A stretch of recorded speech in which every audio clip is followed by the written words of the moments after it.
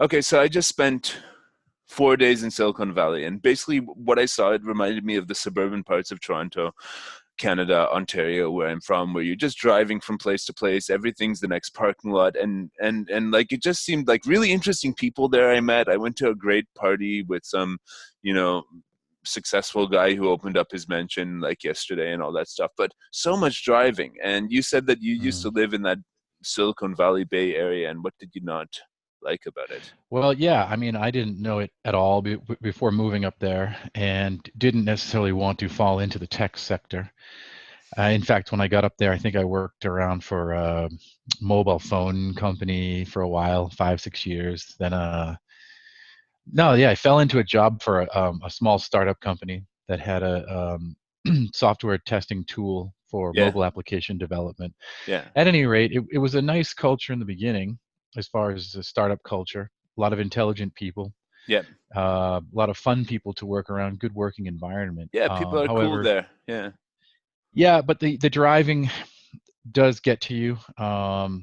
Yeah, Everyone, everything's like 20 minutes away in stop and oh, at go least, at freeway least a lot. traffic. Most people see the whole Bay Area is kind of bifurcated into three segments: the South Bay, the East Bay, the Peninsula, and then also you've got the city and Marin. Marin is which is the north of the city, and it's a very uber wealthy area. Yeah, we've got clients up there now. I was drinking beer, craft beer with them actually. Yeah, They were yeah, of super nice, course. super relaxed, and yeah, so that was Oh good. yeah, because they're the haves and have no, they're the people who've made it in life. Marin, you know, and the rest of the Bay Area aspires to get to reach Marin, to live in Marin. But Yeah. like So I have a buddy. Silicon Valley, what's your sort of take on the types of people that are living there and their mentality and the people who you hear leaving? And well, you left as well, right? So why did Yeah, you leave? I left due to a lot of the constraints and pressures that the work environment and lifestyle required. Basically, a long commute, because most people aren't fortunate enough to live 20 minutes away. Let's say your company, such as Facebook, Google, everybody's over on the peninsula side or down in Santa Clara in South Bay.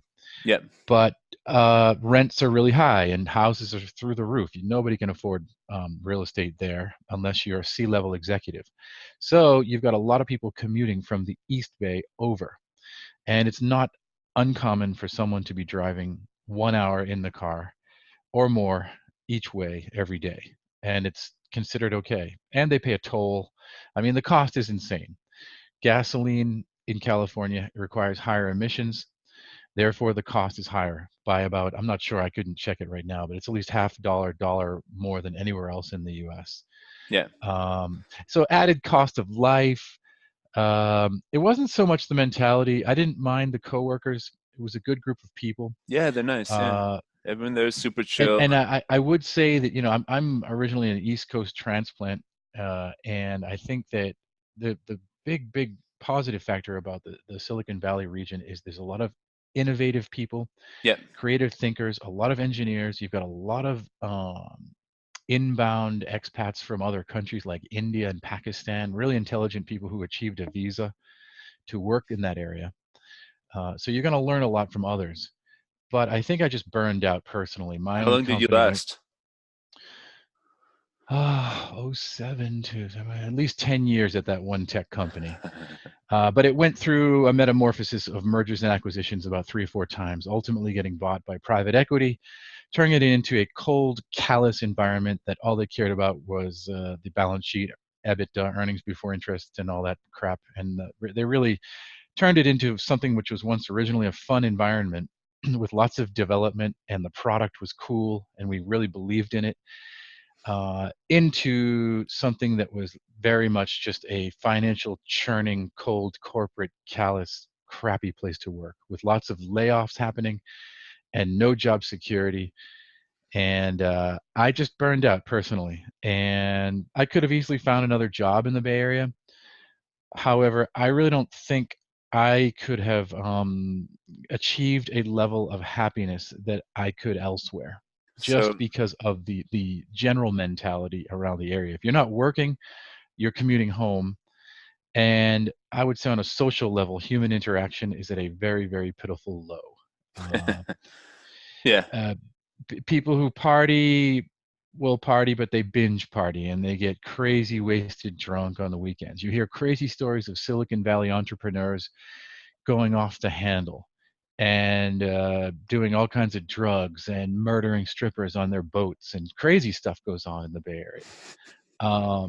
However, generally speaking, it's where everyone wants to migrate to, get west, work Silicon Valley. That's where the tech job is. But I felt like I went through the full cycle of it. I think out And of the valley is the next trend, man. Out of the valley, like here at which supportive valley? entry. Well, out of Silicon Valley, like get the jobs out of the valley. Like, okay, so we know Mm, that we have like here at supportive entry, like a formula. We've got places around the world which are nice to live, like where you're at in Medellin, mm, Colombia, like Chiang Mai, Thailand, Belgrade, Serbia. All these places where you just go, and all of a sudden you're living in this nice environment where people are, very warm and human in the way that that you want them to be. The cities are walkable.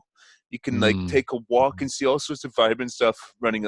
There's not so much of a gap between the haves and have-nots Yeah. sort of Yeah. thing, and you just feel like you're a part of a society rather than a machine. So Yep. The Bay Area as a whole has turned into the haves and have-nots. That's a good example you put, because it's now like the city of San Francisco is obviously suffering from a yeah, huge crisis. You've got homeless and crazy people and bums all over the streets. You've got gentrification going on where tech employees are the only ones able to afford the competitively high rent prices. Therefore, they're pushing out the locals who can no longer afford to live in their own city. yeah, And there's a big protest going on because of that, because companies like Facebook, Google, who are based down further down the peninsula, are providing those employees free buses with Wi-Fi to go from the city down to work and back every day.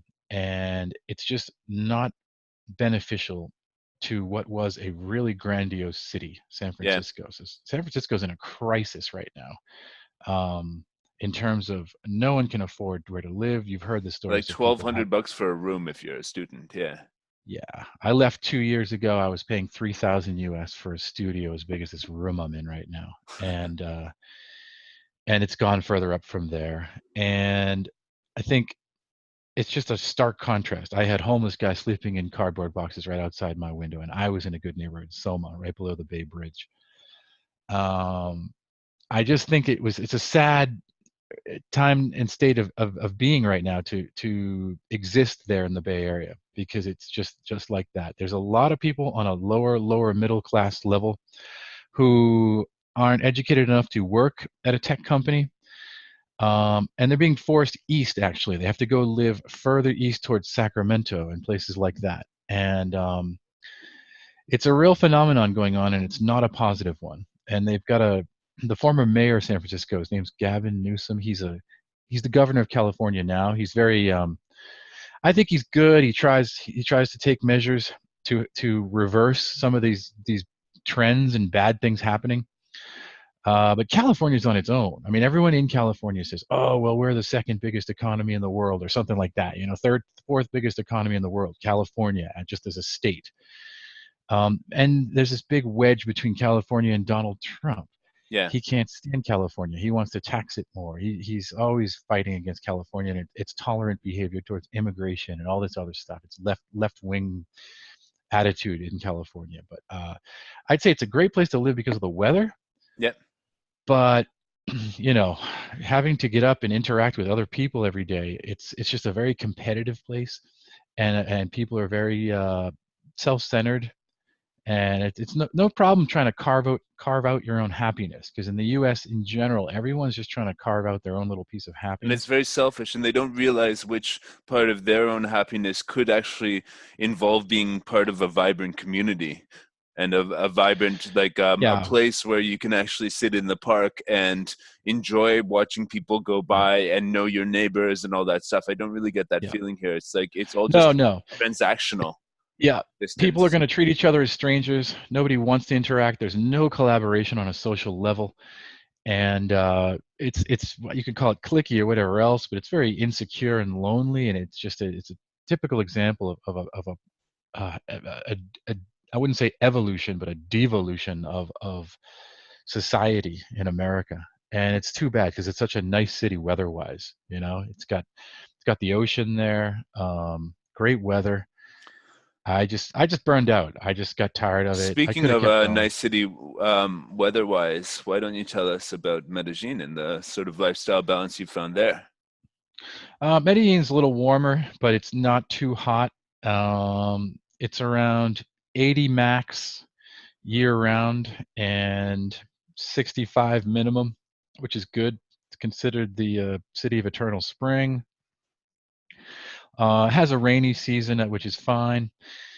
It's uh, it's a fine balance. I mean, no one city on this planet is going to be perfect. There is no utopia. However, Medellin, for its weather, is pretty damn close. But you have to add in some other factors when considering how happy one will be here. It's a very highly populated city. It's Latin America. It's got its own challenges. Uh, However, living here as a, a remote nomad, digital nomad, it's perfectly comfortable. Yeah, I'd say cost of living factors in is a giant benefit, especially if you're bringing in any kind of euros, dollars, Japanese yen, whatever, British pounds. I think it's good. I don't think you need to even know Spanish to live here. I know a lot of expats who are down here living perfectly fine yeah, without fear. Of course, knowing a little Spanish will take you a long way. Uh, but on a social level, it's an entirely different game. It's much better.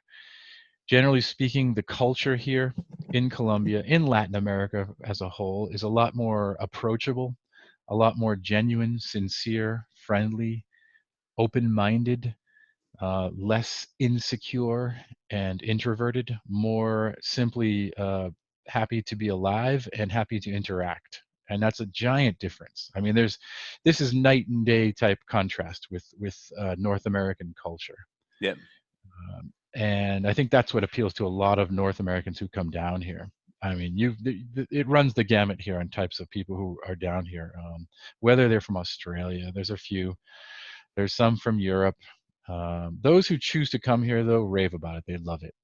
Me, I temper it. I've lived in other Latin countries. I've lived in Spain. I think it's okay. It has its issues. I'm still trying to work out my happiness. I'm moving apartments soon in the next couple of weeks. Just trying to find something a little bit more quiet in terms of urban Yeah, it noise. is very loud there. That's one thing. Like, and the windows don't really soundproof very well. Yeah, no, I mean, like I say, every city's got its issues, and they're not the same issues here that there exist at other places. But it if one is willing to focus on carving out one's own corner of the world happiness, this would be an easy city to do it in. Again, it's a fraction of the cost. It's a pretty good plug and play destination, like where you can just go and easily find an Airbnb that has usually Yeah, yeah, half decent internet, and that it's going to be yeah, easy to find, food that you can eat, like yeah, yeah. It's like not too hard. It's not too hard to get up and running.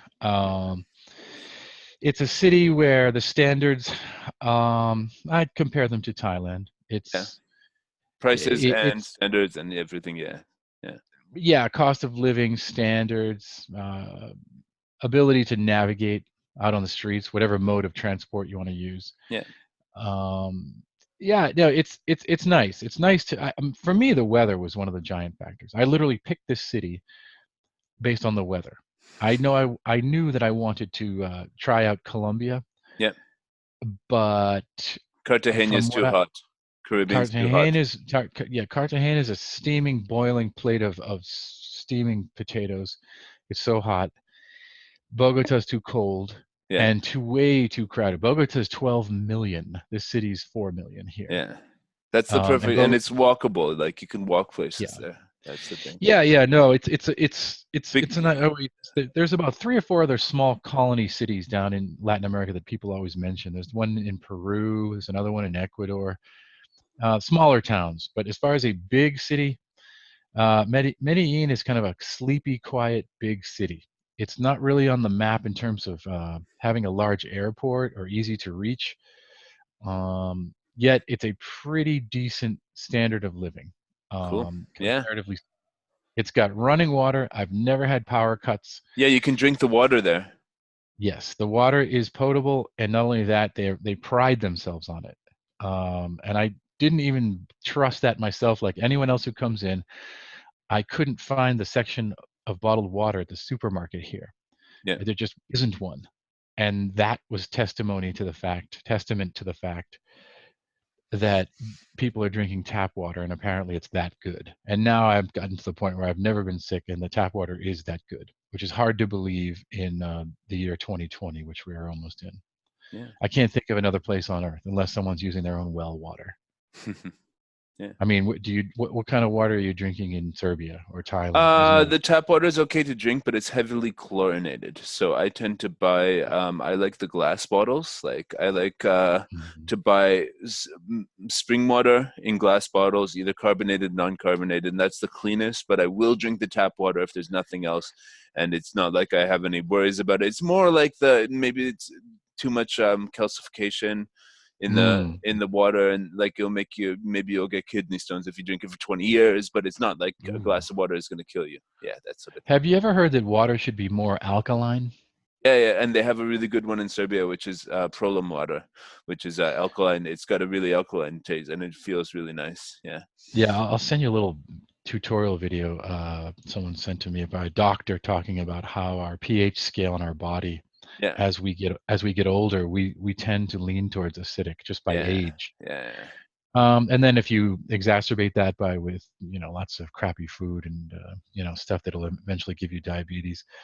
The way to combat all that, though, is to concentrate on alkaline water, he said. And food, veggies and stuff like that. Yeah. So anyway, anyways, yeah, I'm going to stop the thing. recording now because the point of this video was I wanted something to post on YouTube about getting out of Silicon Valley and where people can go if they want to still be in the North American time zones and sort of want to be able to work remotely. And I think Colombia is a really good place. Yeah, it is a good option. I can't, you've got other workers we met when you were here, living and working out of was it Ecuador? Yeah, or Peru maybe. Yeah. I don't know how it compares, but I got a feeling it's maybe a little bit better in terms of standard of living. Here in Colombia, yeah. I think so. I don't know. I've never been there. Cool. Well, thanks a lot, Tim, and thanks for sharing. No problem.